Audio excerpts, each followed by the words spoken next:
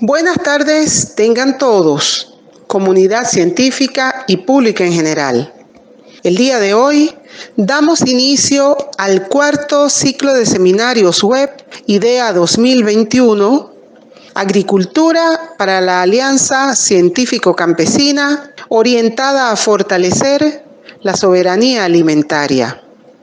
Este ciclo estará a cargo del personal perteneciente a la Dirección de Agricultura y Soberanía Alimentaria, ASA, del Instituto de Estudios Avanzados, IDEA. Esta tarde presentaremos nuestra primera conferencia, la cual estará a cargo del ingeniero Juan Mateus Heredia. El investigador Juan Mateus es ingeniero agrónomo egresado de la Universidad Central de Venezuela y actualmente se desempeña como personal de investigación de la Fundación IDEA con una data de 26 años de antigüedad. Es actualmente el director encargado del área de Agricultura y Soberanía Alimentaria. Ha cumplido también funciones como director encargado del Laboratorio Nacional Ambiental del Ministerio del Poder Popular para el Ambiente durante el periodo 2014-2015 y como miembro principal del Consejo Directivo del IDEA durante el periodo 2012-2014. Entre sus distinciones destacan el haber recibido el premio Andrés Bello al mejor trabajo, mención Ciencias Básicas, por parte de la Universidad Simón Bolívar. También recibió el Premio Nacional de Ciencia y Tecnología en el año 2010 como mejor trabajo científico en el área de ciencias naturales. El investigador Mateus ha asistido a numerosos eventos científicos, realizado numerosos cursos de perfeccionamiento profesional. Ha sido tutor de muchos trabajos de grado y líder de varios proyectos de investigación, al igual que ha fungido como asesor en muchos parámetros importantes relacionados con el tema de la agricultura. Por otra parte, cuenta con un importante número de publicaciones científicas en su haber, prueba de su prolífera actividad científica. Dentro de las líneas de investigación que desarrolla en el IDEA, destacan optimización de medios de cultivo in vitro en raíces y tubérculos, transferencia tecnológica de técnicas de cultivo de tejidos a productores agrícolas, propagación por meristemas, microesquejes y embriogénesis somática en raíces y tubérculos y arroz, masificación de semilla de yuca y papa en condiciones de casa de cultivo, control biológico del taladrador de la yuca, Chilomina clarkei, evaluación regional de materiales promisorios de yuca y batata, desarrollo de medios de cultivo in vitro artesanales para yuca y papa con componentes locales. Ha sido también coordinador de la creación de 6 laboratorios pilotos en cultivo de tejido vegetal de yuca en diferentes regiones de nuestro país. A continuación, entonces, los dejamos con el ingeniero Juan Mateus y su conferencia titulada Técnicas de cultivo de tejido vegetal, su uso comercial y en la investigación científica. Feliz día para todos, bienvenidos. Agradecidos por su interés en estos temas de biotecnología agrícola. En el día de hoy vamos a hablar sobre técnicas de propagación por cultivo de tejido vegetal, su uso comercial y en la investigación científica.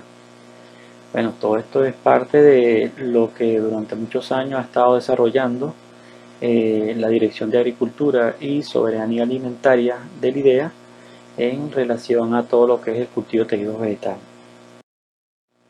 Antes de entrar en el tema de cultivo de tejido vegetal, quisiera indicarles que nos guiamos o nos planificamos, realizamos el trabajo a través de 4 programas.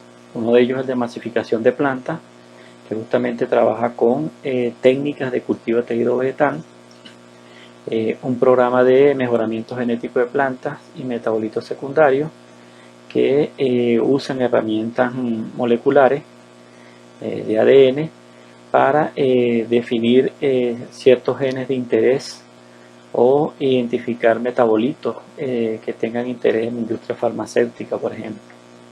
El programa de salud agrícola integral trabaja en el análisis fitopatológico de problemas de nuestra agricultura, pero también está identificando aquellos microorganismos benéficos que pudieran ayudar a controlar estos problemas. Y el último programa es el programa de estudios sociales para la soberanía alimentaria. Es un programa que busca ser un intermediario entre el investigador y aquel agricultor que está recibiendo parte de nuestros conocimientos o manejando pues ese intercambio de saberes para llegar a un consenso en la aplicación de estos principios biotecnológicos. Pienso abordar el tema en 2 grandes bloques. Vamos a hablar de cultivo de tejido vegetal. Bueno, hablaremos en el primer bloque de los componentes del medio cultivo, las partes de un laboratorio, las aplicaciones del cultivo de tejido vegetal, cómo eliminamos patógenos, cómo se conserva germoplasma. ¿Okay?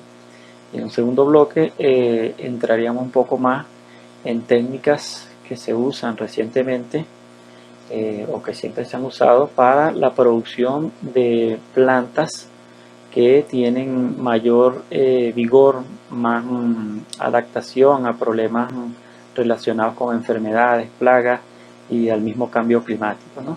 Y algunas perspectivas a futuro.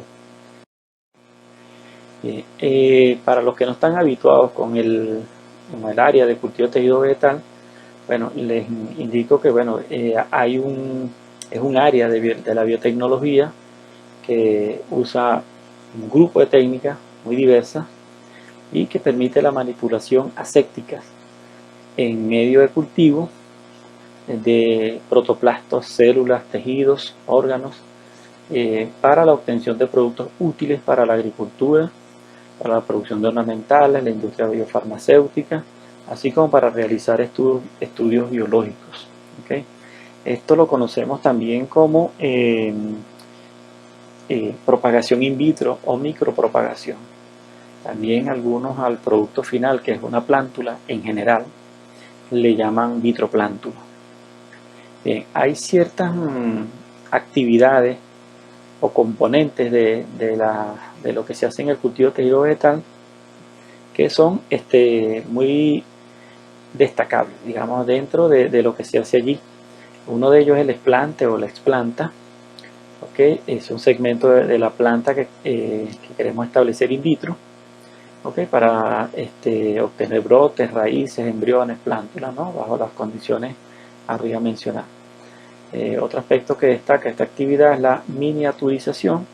Son plantas, bueno, que manejamos plantas pequeñas que no llegan a tener más de 10 centímetros, 4 a 8 hojas, un diámetro de 1 milímetro. En algunos casos, como las musáceas o el ocumo, etcétera, in vitro, puede tener diámetros de cerca de 1 centímetro, ¿no? Otro aspecto que destaca en el cultivo de tejido es la fitosanidad, es una condición propia de la planta, en no presentar microorganismos patógenos sistémicos detectables que afecten su crecimiento in vitro. Bien, continúo con estos aspectos que distinguen o destacan pues, de lo que es el cultivo de tejido vegetal.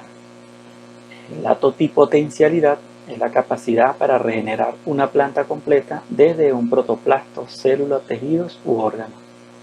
La asexia es una condición de esterilidad que se debe cumplir siempre y en todo momento mientras se esté realizando cultivo de tejido vegetal. El rejuvenecimiento, concepto un tanto polémico, las plantas obtenidas tienen características similares a sus pares procedentes de semilla sexual y tienen mucho vigor. Y las mutaciones son la posibilidad de que ocurran cambios genéticos indeseables por clonación sucesiva, por organogénesis o embriogénesis. Tiende a ocurrir en el caso de las musáceas, por eso hay un límite allí para que no se presenten. Y en los componentes del medio de cultivo, aquí se definen como sales, ¿no? Son prácticamente una buena cantidad de los nutrientes que tienen que ver con el nitrógeno, el fósforo y el potasio, que es lo que las plantas más usan, y microelementos como el boro, el manganeso, el zinc, cobre, cobalto, sodio, entre otros elementos menores como el hierro incluso, ¿no? También se usan vitaminas como la tiamina, azúcares reductores como el mioinositol y otras vitaminas como el ácido nicotínico, la piridoxina, glicina y otro grupo de vitaminas. Todo esto, sales, macronutrientes, micronutrientes y las vitaminas son parte de un combo que lleva determinados procesos biotecnológicos asociados a ciertas especies vegetales. Sin embargo, el más conocido es el Murashii-Scout, que guarda una proporción bastante justa para muchas especies. Al agregarle a estos medios de cultivo las hormonas, por ejemplo en este ejemplo que pongo aquí, si yo agrego a esa sal y a esas vitaminas junto con esa fuente de carbono, la sacarosa, se le agrega benzilaminopurina, que es una hormona vegetal, a la concentración allí indicada, obtendremos brotes. Si por el contrario, en lugar de agregarle benzilaminopurina, le agrego ácido naftaleno acético, que es una auxina, pues obtengo raíces. Esto hablando de lo que llaman organogénesis, pues, que es obtener digamos, órganos desde un tejido de la planta, en este caso hojas de tabaco, por ejemplo. Bien, cuando estamos frente a la decisión, pues, de qué técnica usar o cómo abordar el uso de estas técnicas de cultivo de tejido vegetal, nos surge la pregunta siempre de si la planta se propaga por semilla, ¿no? Entonces, por ejemplo, si usamos el ejemplo de la yuca, vamos a encontrarnos de que ella normalmente se propaga en forma vegetativa por la estaca, así ha ocurrido ancestralmente. Si hay algún problema asociado a enfermedades sistémicas en esta planta como virus, bacterias o hongos, pues las técnicas de cultivo de tejido vienen a solventar ese tipo de problemas, ¿no? Luego de ello, estando en esa condición in vitro, podríamos hacer clonaciones masivas, podríamos hacer fusión de protoplastos, pues ahí los protoplastos, con las flores de la planta pudiéramos estar haciendo haploides, que también interesan para hacer híbridos somáticos, y se pudiera criopreservar. Sin embargo, conservando este ejemplo de la yuca, nos encontramos que ella también tiene semilla, y la semilla se pudiera conservar, ¿sí?, para hacer mejoramientos genéticos. ¿Son viables? Claro, la semilla de yuca es viable. ¿Es tolerante a la desecación? Sí. Bueno, cae entonces dentro de una categoría de almacenamiento convencional, que son guarda estas semillas, no requiere de tantas exigencias. Sin embargo, en este esquema nosotros vemos todo lo que está en rojo es porque se invocan las técnicas de cultivo de tejido vegetal, y en general se dan cuando las semillas no son muy estables o no toleran la desecación, etc. Y bueno, o se mantienen en campo, o se conserva el polen, o se establecen in vitro. Cualquiera de esas rutinas se usa. Bien, ¿de dónde tomamos ese tejido o célula que se manipula por micropropagación? Obviamente siempre hay un análisis muy profundo de por qué introducir ciertas especies in vitro, cuál es la ventaja, la desventaja. Pero en este caso, pues nos vamos más al material genérico, de dónde se extrae. Son materiales, por ejemplo, cultivares nativos, mejorados y silvestres, de plantas de interés agrícola, medicinal, forestal, de propagación vegetativa o por semilla sexual. Cualquiera de esos medios interesa, depende del objetivo que tenga el investigador o lo que se vaya a desarrollar de ello. Pero también las plantas pudieran venir de bancos de germoplasmas conservados in vitro o ex vitro. Se toman tejidos de la planta desde meristemas, son células que dan origen a los nuevos órganos y tejidos. Hablaremos de ella más adelante. La misma semilla, cualquiera de sus componentes, el hipocótilo, el epicótilo, los mismos cotiledones, pecíolos, láminas foliares, estambres, granos de polen, óvulos, protoplastos o células. Okay, ahora hablemos de dónde se realiza este tipo de procedimiento. No se hace a campo abierto, obviamente, sino en condiciones donde se pueda garantizar la asepsia. Son espacios normalmente confinados, encerrados, con control de temperatura preferiblemente, donde no entren corrientes de aire fuerte, ni tengan la posibilidad de que entren insectos. Tiene un área de entrada que le llaman esclusa, digamos, para que la persona que es operador dentro de ese laboratorio pueda cambiarse la bata, cambiarse el calzado, etcétera, y proteger el trabajo que realiza a través de usar tapabocas o gorros, etcétera. En este caso tenemos el área de preparación de medios de cultivo. Es un área que siempre también debe tener obviamente la asepsia, y es donde se preparan los medios de cultivo, donde se usan las soluciones madres, se mezclan, se ajusta el pH, allí está un aparato que es el que ayuda a calentar los medios y agitarlos. Allí mismo se sirve con un equipo para dispensar medios de cultivo, y es un área también que puede tener un área de lavado de la vidrería, normalmente para fluir, digamos, en los procesos que se hacen allí. El otro área es un área de transferencia. Ese es el área quizás más crítica dentro de todo el proceso. Es un área, prácticamente lo podemos comparar con una sala de operación, donde las posibilidades de contaminación son mínimas, porque el aire que produce el equipo, la campana de flujo laminar, está dirigido hacia el operador, lo que llaman flujo laminar horizontal. Entonces allí se hacen todas las cosas que podemos hacer allí: aislamiento protoplasto, embriogénesis. En este ejemplo que pongo aquí es el corte microesqueje. Ahí el operador va a cortar la hoja, por ejemplo, corta 2 milímetros por encima de donde se insertaba la hoja y 8 por debajo, y ese es un microesqueje. Él se siembra y se identifica y se tapa. Todo eso se hace dentro de esa campana de flujo laminar. Eso es la garantía de que eso no se contamine. Eso no se puede hacer en otro lugar sino allí.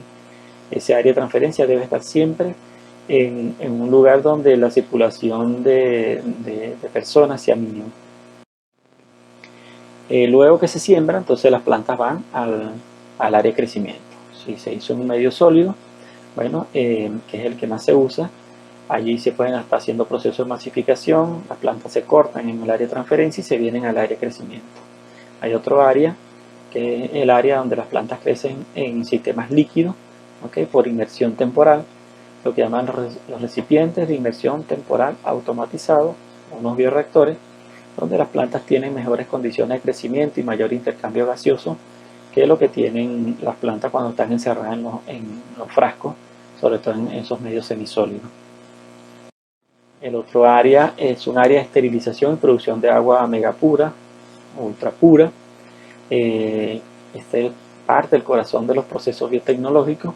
Pues necesitamos que todo el material de vidrería, medios de cultivo y herramientas que se usen para procesar muestras, sacar tejidos, sembrar, etcétera, en el área de transferencia estén estériles. Entonces lo hace el autoclave.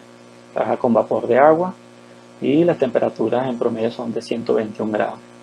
El equipo osmosis reversa nos produce un agua calidad tipo destilada, y el desionizador termina de limpiarlo. Entonces esa agua pura se usa para preparar medios de cultivo.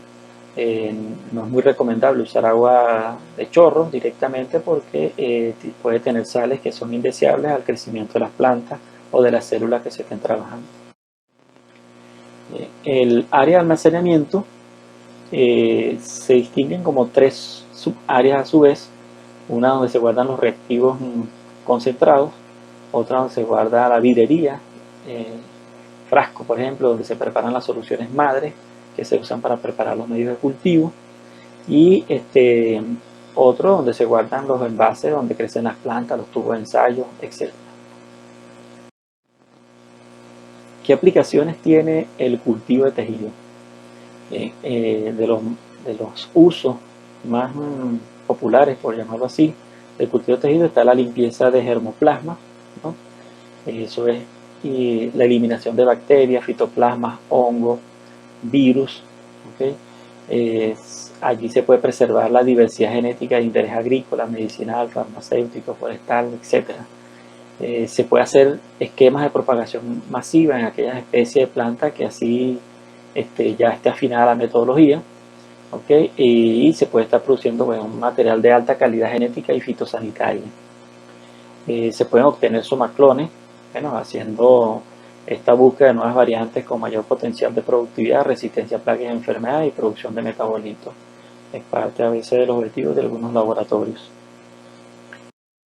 Otra aplicación es en la investigación científica en el área de biología celular y molecular, en el estudio de metabolitos secundarios, producción de proteínas recombinantes, en la identificación de rutas metabólicas, etc. También la producción de metabolitos y biofármacos, proteínas recombinantes, péptidos, que son de uso en la medicina y la industria farmacéutica. También tiene ahí aplicaciones en el rescate de especies en peligro de extinción, como el caso de nuestra orquídea Masdevallia tovarensis, que simplemente con tener semillas de ellas se pueden producir miles de plantas. El mejoramiento genético, allí con la obtención de líneas puras haploides, la presión de selección, la inserción de genes, edición, modificación de genes. Aquí el cultivo de tejido interviene usando todo lo que es el tema de embriogénesis somática u organogénesis, dependiendo de la especie de planta y lo que se pretende hacer. Otra aplicación es el uso de microinjertos y patrones. Con ello se busca garantizar la propagación de variantes genéticas con alta tolerancia a condiciones bióticas y abióticas. Es una propagación clonal que ya están haciendo algunos países para el caso, por ejemplo, del aguacate, con muy buenos resultados porque son resistentes a Phytophthora infestis. ¿Cómo es que se puede eliminar patógenos de una planta? Bien, ella en principio, cuando escogemos la planta para establecer el in vitro, o escogemos de ella hojas, segmentos, tallos, raíces, etcétera, para establecer in vitro, tenemos que estar pendientes de que sean las plantas más sanas, ¿okay? Que no tengan ni plagas ni enfermedades. Luego, de ellas preferiblemente se usa el meristema apical, ¿okay? Que está en la yema apical, y de este meristema apical se usa esta zona meristemática donde los haces vasculares ya no llegan, y que tengan esa posibilidad de contaminar con lo que se transporta a través de ellos, o sea, ver hongos, bacterias, virus, etc. Y eso es parte de las garantías que nos da de que una planta pueda crecer libre de cualquier problema que no hayamos visto cuando escogimos la planta. Cuando la planta ya está in vitro, se hacen observaciones a ver si hay presencia de bacterias, de hongos. Los virus, obviamente, si no muestran síntomas, no lo vamos a ver. Eso se hacen a través de análisis de ADN, moleculares o RNA. Y si en el caso de que, sobre todo, virus o bacterias se hayan escapado, o sea, que estén todavía presentes en el tejido, pues hay tratamientos como la termoterapia, donde se aplican temperaturas de 37 a 40 grados in vitro por 15 días, 2 o 3 ciclos de ese tipo, o la crioterapia, donde se coloca el tejido en nitrógeno líquido a menos 196 grados por 1 hora. La quimioterapia, donde se puede usar el ribavirin, esa concentración allí de 20 miligramos por litro, poco más, poco menos, eso va a depender del tejido, o hacer electroterapia, donde se usa 15 mA por 15 minutos.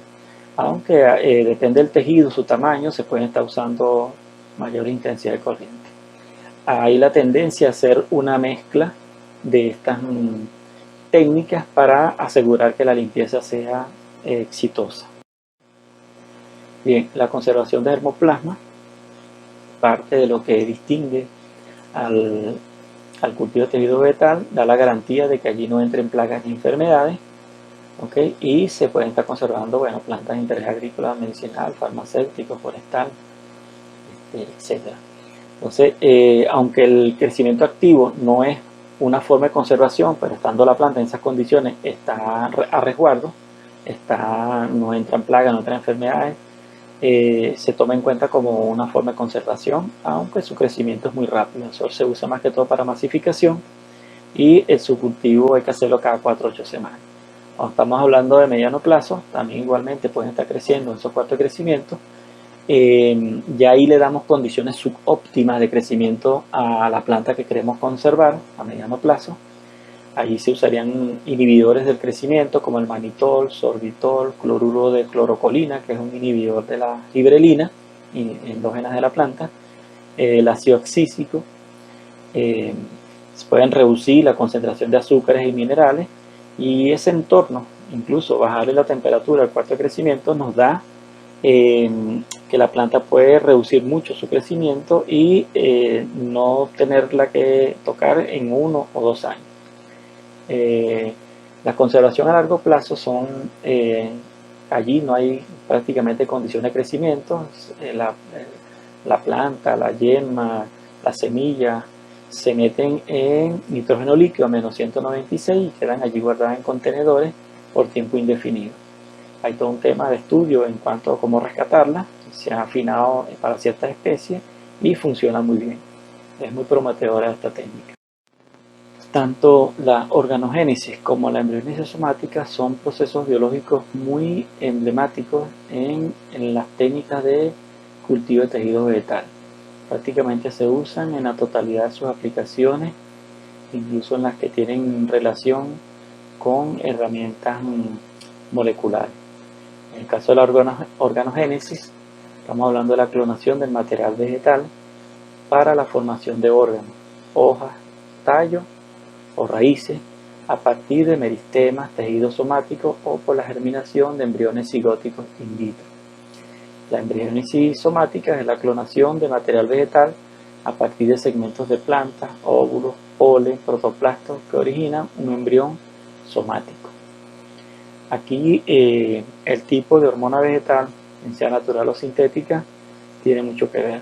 Si estoy usando hormonas como la citoquinina, pues esa organogénesis se va hacia la formación, por ejemplo, de brotes, tallos.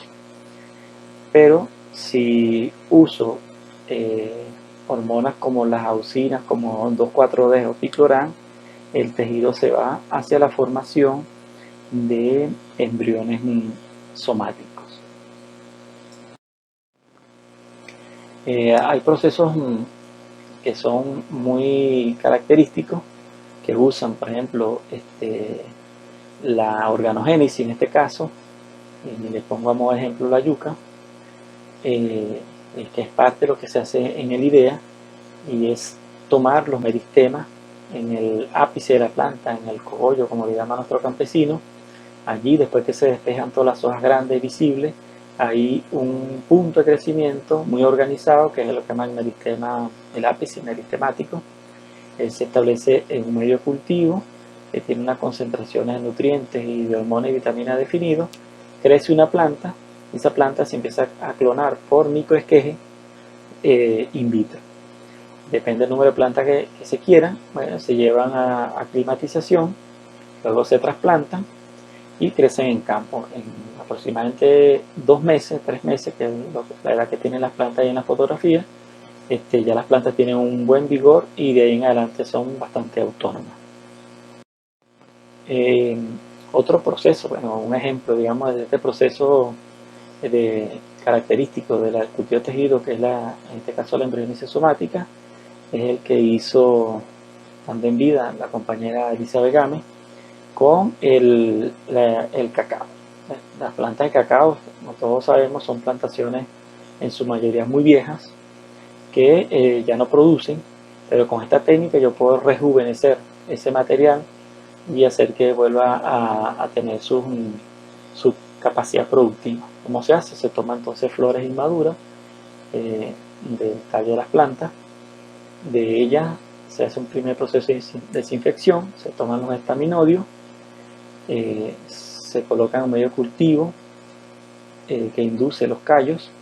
Luego de allí se forman los proembriones y luego los embriones, que los vemos allí, los embriones somáticos, blanquecinos ya con un tamaño bastante significativo. Luego se pasan a medio de cultivo para que desarrolle la planta. Esa planta se somete a climatización en invernadero y luego se lleva a campo, donde debería tener un desempeño excelente. ¿Qué técnicas de cultivo de tejido y dónde las podemos usar? O sea, ¿cuáles son esos usos recomendados? En general es para la clonación, que ya hemos visto algunos ejemplos, tanto por embriogénesis como por organogénesis. También otro uso recomendado en el mejoramiento genético, es como una herramienta auxiliar. Sigue siendo la embriogénesis o probablemente la organogénesis, pero con usos de técnicas moleculares para introducir genes o para fusionar los protoplastos, etc. Y los metabolitos secundarios también de la misma manera pueden ser suspensiones celulares, raíces que se obtienen de transformar raíces de plantas, depende de la especie de interés. Por ejemplo, en el caso de Catharanthus roseus se usan raíces transgénicas que producen los dos componentes que tiene esta planta naturalmente, la vinblastina y vincristina, que son anticancerígenos muy potentes que se usan para el cáncer de mama. Entonces, una vez que están las raíces a nivel de medio en el bioreactor, se excreta esos compuestos y de allí la industria farmacéutica extrae esos compuestos para la medicina. También se pueden usar embriones somáticos, obviamente, en esto de los metabolitos. Entonces, vamos a hablar un poco más sobre el tema de mejoramiento genético, dado que el tema de clonación ya lo hemos visto en su esencia. En el mejoramiento genético vamos a trabajar solamente con las líneas puras, cuestión de líneas puras, la transgénesis y la fusión de protoplastos. Aquí aclaro que no hay ninguna intención en promocionar lo que nuestra ley evidentemente prohíbe, pero es necesario que todos conozcamos que existen ese tipo de técnicas. En el caso me refiero a la transgénesis. La producción de plantas homocigotas puras es una necesidad para la conformación, pues, de los híbridos y su vigor híbrido, que es lo que se aprovecha para el rendimiento y la calidad de este tipo de cultivos, ¿no? En el diagrama, si me voy por la derecha o por la izquierda, en ambos casos estaría usando los granos de polen. En el caso de la izquierda estaríamos sacando los granos de polen, se cultivan y de allí se obtienen los embriones haploides. Si me voy por el lado de las anteras, es lo mismo, los embriones se forman embriones a partir de los granos de polen, o se forman callos a partir de los granos de polen, y en ambos casos voy a tener entonces igual embriones haploides o plántulas originadas por organogénesis haploide. Por cualquiera de las vías que me haya ido, con el uso de agentes antimitóticos como la colchicina, hace que estas plantas haploides se dupliquen, se forme la planta doble haploide, que es la planta homocigota pura, que sirve para los programas de mejoramiento. La fusión de protoplastos son procedimientos de laboratorio relativamente sencillos. Comienzan, pues, con la obtención de los protoplastos. Son procedimientos rápidos donde se usan métodos mecánicos y enzimáticos, y la fusión propiamente se hace a través de dos métodos, el de polietilenglicol y el de electrofusión. Quizás el de electrofusión es un poco más efectivo. Entonces, en ella se aplican ciertos voltajes y se logra finalmente la fusión de dos células que pueden provenir de la misma especie o entre especies. Cuando ocurre eso, tenemos lo que llaman el heterocarionte, ¿okay? Que es donde están dos núcleos, es lo que podemos llamar un tetraploide también completo. Pero luego de allí viene un procedimiento de cultivo de tejido vegetal, que puede ser inducir la embriogénesis preferiblemente, para obtener toda una cantidad de variantes donde se pueden tener el híbrido simétrico, ¿no? Que es un híbrido somático donde están ambos núcleos interactuando, al igual que las mitocondrias de esas dos células. ¿Okay? Allí se puede aprovechar lo que se ande buscando de ambos genomas o algún atributo como la endoesterilidad, por ejemplo, para hacer cruzamientos que son de efecto materno y que están en las mitocondrias. También se pudieran tener, si no se desea, el núcleo de alguna de las células, es lo que llamamos híbrido. Solamente va a estar uno de los núcleos y las mitocondrias de ambas células con los cloroplastos.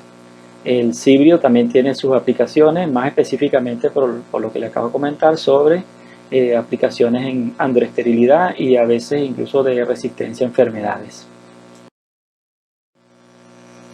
En la transgénesis, en el vector de construcción, allí van unos genes que finalmente se introducen dentro del genoma de la planta.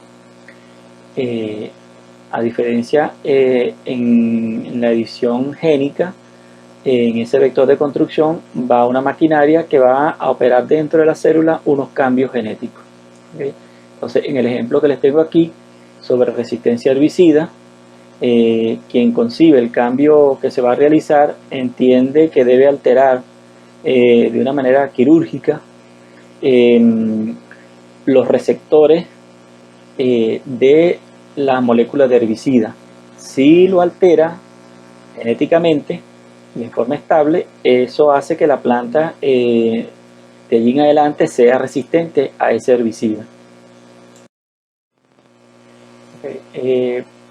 Ya, digamos, cuando hablamos de cultivo de tejido y hacemos todo lo que es masificación a nivel in vitro, esos procesos son muy costosos.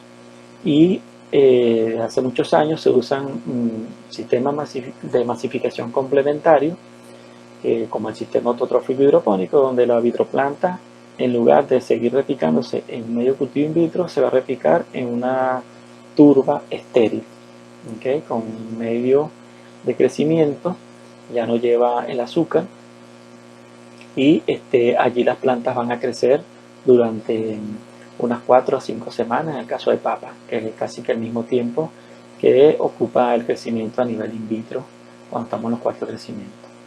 Esto se puede hacer en luz artificial y es más recomendable para evitar el problema de contaminación. Pero la luz natural le hemos demostrado que le va muy bien.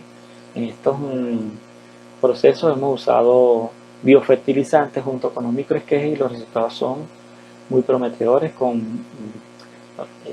muy buena tasa de crecimiento de las plantas y menos sensible a los problemas con fitopatógenos. Que las oportunidades comerciales ya se hacen en el país. En este caso, quien más lo hace, los productores integrales del páramo y Mucuchíe, y hacen una mezcla, bueno, ellos usualmente pueden hacer la multiplicación masiva in vitro y van directamente a invernadero, o van al sistema autotrófico hidropónico y esas plantulitas van a crecimiento en invernadero. En el IDEA hemos diseñado aclimatización hidropónica que puede ir, sus microesquejes pueden ir al sistema autotrófico o las plantas que crecen allí pudieran ir al crecimiento directamente en casa de cultivo para producir la semilla prebásica, que es una de las necesidades que tenemos en el país para no tener que importarla. Okay. Las oportunidades comerciales también en el caso de cultivo de yuca es un proceso similar, son clonación in vitro. En este caso el sistema autotrófico no está tan afinado o no hay una buena respuesta todavía en el caso de yuca para usarlo como un modo de masificación. Entonces lo que se hace es llevar las plantas a invernadero, a climatización y luego se llevan a campo, y con la estaca de campo se puede tener el uso de mini estaca, hoja yema, brotes enraizados, que son técnicas de masificación acelerada que se pueden usar en el cultivo de yuca y con ello reducir costos. Bien, las perspectivas a futuro Hay que decir, bueno, que se siguen produciendo millones de plantas anualmente. El promedio que menciona la bibliografía está entre 180 millones a 200 millones de plántulas, principalmente propagación vegetativa como flores, ornamentales, frutales, uva y corta injertos. La búsqueda de nuevos productos químicos derivados de plantas y el desarrollo de nuevas estrategias para su extracción. Eso ha adquirido ahorita una importancia tremenda con el problema de la pandemia por la COVID-19.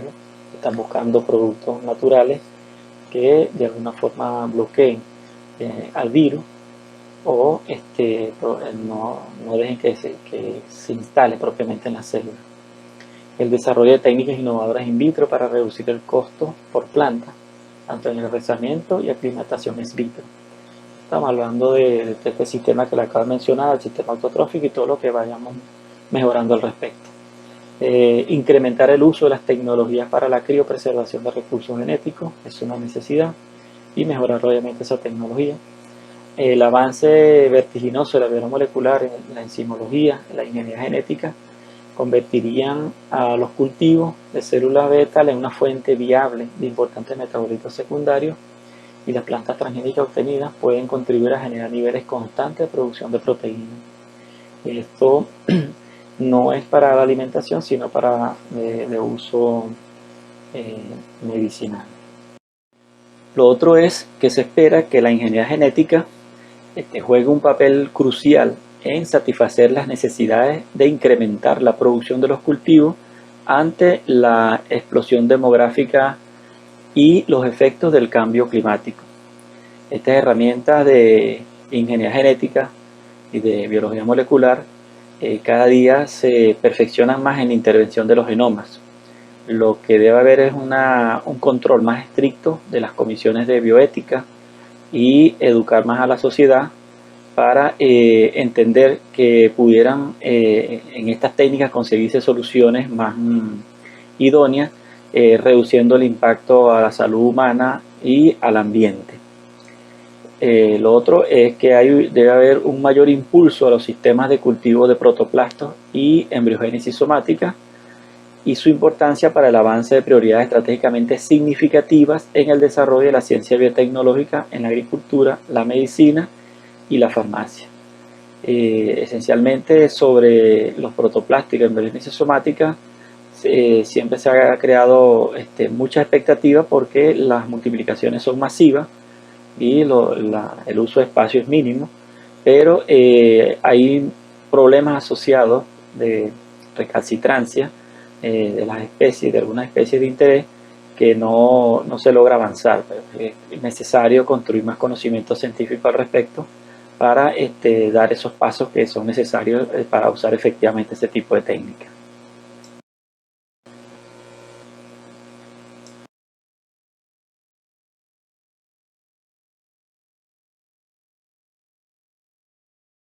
Muchas gracias a todos por habernos acompañado en esta tarde. Y desde ya les extendemos nuestra más cordial invitación para que nos acompañen el próximo martes 4 de mayo, cuando el magíster Darío Torrealba, investigador de la Fundación IDEA, nos estará presentando su charla Inducción de mutaciones para el mejoramiento genético de plantas. De nuevo, muy buenas tardes a todos. Instituto de Estudios Avanzados IDEA. Hacemos ciencia pensando en el pueblo.